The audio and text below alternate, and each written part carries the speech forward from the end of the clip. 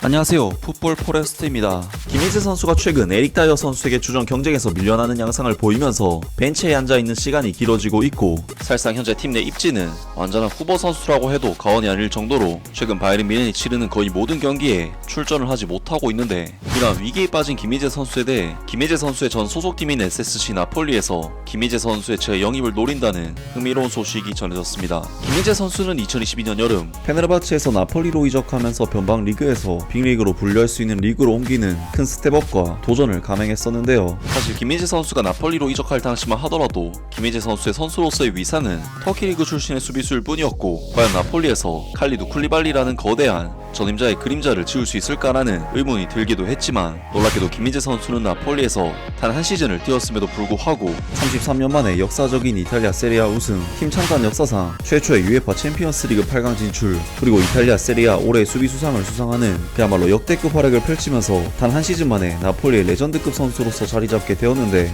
이런 엄청난 활약을 펼친 김희재 선수는 결국 온갖 관심과 오퍼를 받은 끝에 바이에른 뮌헨이라는 한 차원 더 높은 B클럽으로 이적하게 되었습니다. 그리고 김희재 선수는 FC 바이에른 뮌헨 이적 후에도 시즌 초중반 시점까지는 완벽한 팀의 주전 선수로서 거의 매 경기 선발을 보장받는 선수로 평가를 받았지만, 놀랍게도 이탈리아 올해의 수비수 출신인 김희재 선수는 토트넘 하스퍼에서 완전히 배제된 수비수였던 에릭 다이어 선수와의 경쟁에서 패배를 했고, 최근에는 UEFA 챔피언스리그 아스달과의 8강전 1, 2차전 모두 다이어 선수가 김희재 선수 대신 출전을 하게 되면서 김희재 선수는 아쉽지만 현 시점에서는 어쨌든 후보 선수로 전락한 상황이라고 할 수 있겠습니다.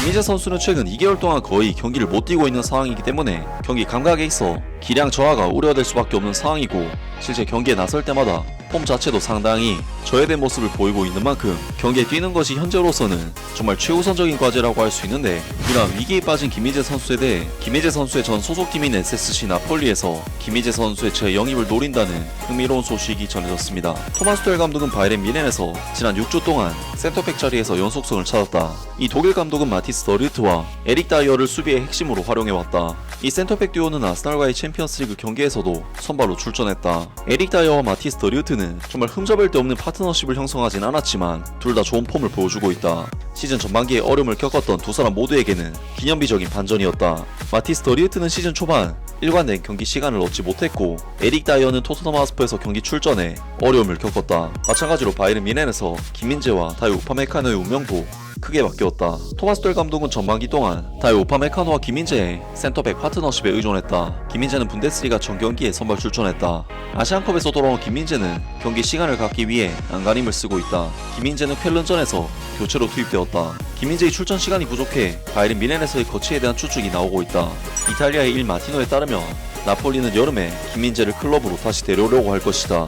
그 이탈리아 클럽은 바이에른 뮌헨과 임대 협상을 할 것이다. 그 한국인 수비수는 지난 여름 바이에른 뮌헨으로 이적하기 전에 나폴리에서 성공적인 한 시즌을 즐겼다. 보도에 따르면 나폴리뿐만 아니라 인터 밀란도 프란체스코와 체르비를 대신할 최고의 후보 중 한 명으로서 김민재를 지목했다.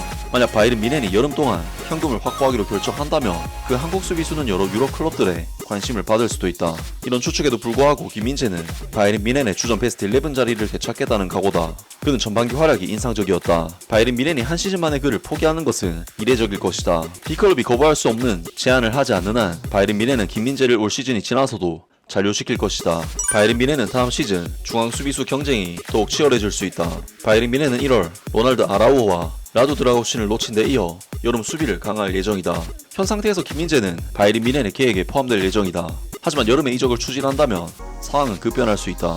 라면서 김희재 선수의 전 소속팀 SSC 나폴리에서 김희재 선수를 임대로 재영입하고 싶어 한다는 흥미로운 소식이 전해졌습니다. 하지만 김희재 선수 본인이 이적에 대한 생각이 크지 않으며 바이에른 뮌헨에서도 한 시즌 만에 김희재 선수를 포기할 가능성은 높지 않다고 하는데, 심지어 나폴리는 막대한 현금을 통해 김희재 선수를 데려가는 것이 아닌 임대 영입을 통해 김희재 선수를 노리고 있기 때문에 나폴리가 실제로 바이에른 뮌헨에게 임대 제안을 한다면 정말 씨알도 안 먹힐 소리가 아닐 수 없는데요. 하지만 SSC 나폴리는 현실적으로 돈이 없기 때문에 많은 주축 선수들을 떠나보낼 수밖에 없었던 빅리그 기준으로는 굉장히 가난한 클럽인 만큼 김희재 선수의 재영입은 현실적으로 불가능한 일이라고 할 수 있고, 그나마 개인적인 바람이 있다면 김희재 선수가 나중에 나이가 좀 더 들어서 김희재 선수의 가치가 좀 낮아졌을 때 그때 나폴리로 복귀해서 아름답게 재회하는 것이 어떨까 싶은데요. 하지만 김희재 선수가 나폴리가 아닌 실제 완전 영입 오퍼를 지를 수도 있는 충분한 재정을 갖춘 팀에서 오퍼를 한다면 얼마든지 이적도 가능하지 않을까 싶은데, 과연 김희재 선수의 바이에른 뮌헨에서의 미래가 어떻게 될지